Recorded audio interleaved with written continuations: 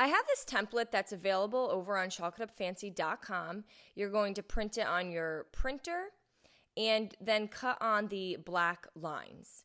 And now you have yourself a template, and you're going to trace that on a piece of wood. I just have a big sheet of wood. I get these from Home Depot or Lowe's. And after I've drawn my image on my board, I'm going to take my Milwaukee jigsaw and I'm just going to cut it out. Now, of course, if you're not comfortable with the hand tools, you can certainly recreate this in other ways. I feel like you could trace it on a piece of cardboard and then just use a pair of scissors to cut it out. Or you can even trace it onto some really nice scrapbook paper and then decoupage that onto your surface. But if you do have somebody that can cut this for you, the template is available.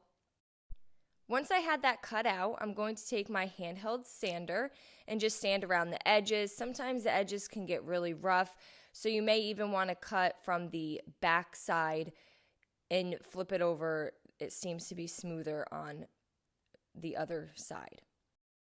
Once I had everything cut, sanded, and the dust wiped off, I then took some Wise Owl anchor. You could also use Wise Owl Bowie and a foam roller, and I'm going to roll the paint so that it covers the entire tail. Once that dried, I then took some painter's tape and I marked off at 10 inches and at 20 inches.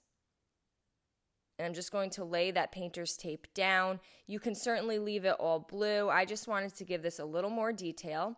So I went in with some Wise Owl Higgins Lake in the center. Now the blue paint is not fully dry, and I am making sure that my paint is more wet. I put a little water mixed in with my paint. I want some of that dark blue to still pop through. It does not have to be full coverage. And then my third color I'm using is the Wise Owl Restoration. And again, I am making sure this is very watered down. And I'm just going to kind of blend all of the colors together. Don't be afraid to go on top of each color together. I feel like having it watered down helps move that paint around a lot easier. And then I did the same thing. I re-wet the top portion with a little bit of the Wise Owl anchor and water mixed together. And then I'm just going to make sure all these colors kind of blend nicely together. Again, I'm not worrying about the full coverage. I set that aside to fully dry. I have the words welcome, and I'm going to use this little anchor for my O. And I went over those with the Wise Owl Snow Owl.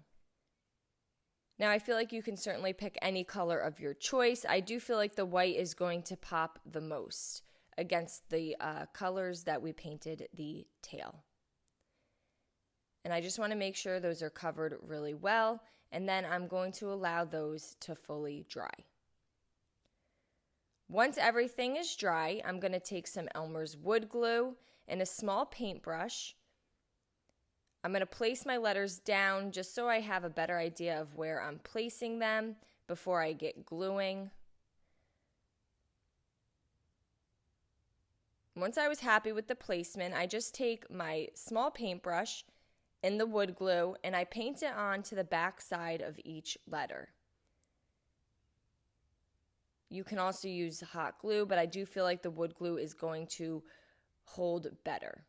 And then I'm going to place the letter down onto my board. And again, make sure your board is fully dry, especially adding that water. It needs a lot of dry time.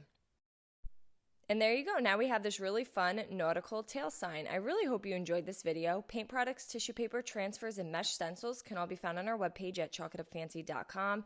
And don't forget, you can also check out other tutorials over on our webpage. Have a great day.